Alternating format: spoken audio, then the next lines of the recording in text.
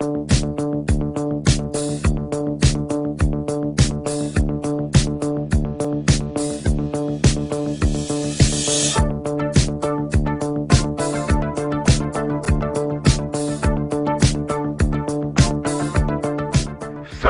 mundo, saludos hermanos y hermanas mías. Esto es un mensaje del Club de las y los Poetas Rebeldes, Anarquistas, Anónimos y Zapatistas.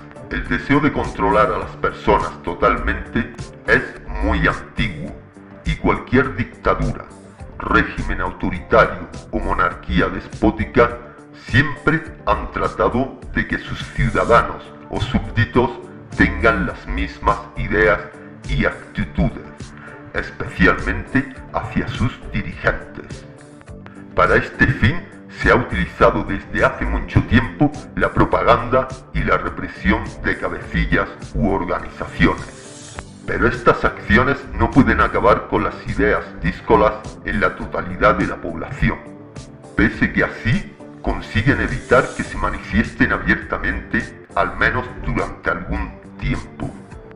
Para lograr acabar con las ideas de algunas personas concretas, se ha recurrido a la tortura que en muchas ocasiones se limitaba a extraer confesiones, fuesen veraces o no, como en el caso de la Inquisición.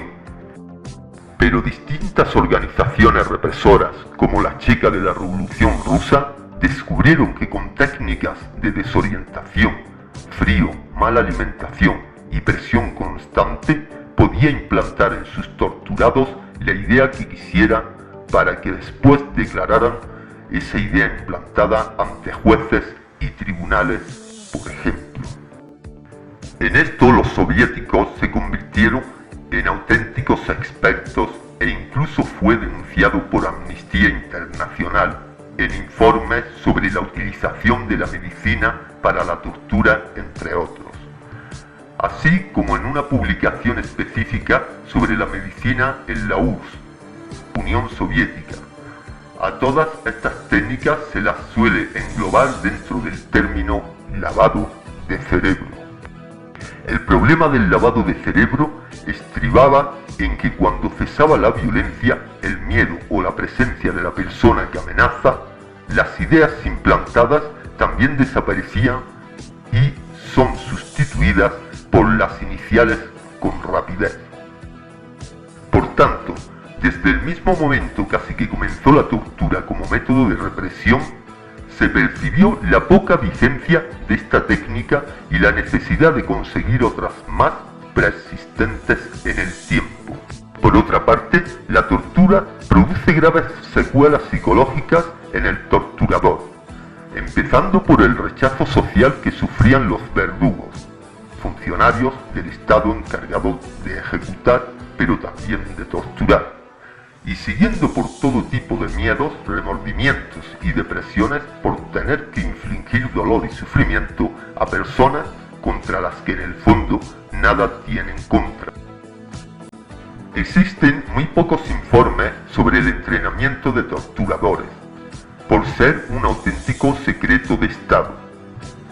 Pero Amnistía Internacional sí tuvo acceso a uno realizado por la dictadura griega, en la que se veía que para mantener un cuerpo de torturadores estable era necesario buscar gente del medio rural que no desearan llevar esa vida, asegurarles trabajos en ciudades, ofrecer grandes sueldos y reforzarles constantemente la importancia de su misión para la patria, no para el régimen que sea.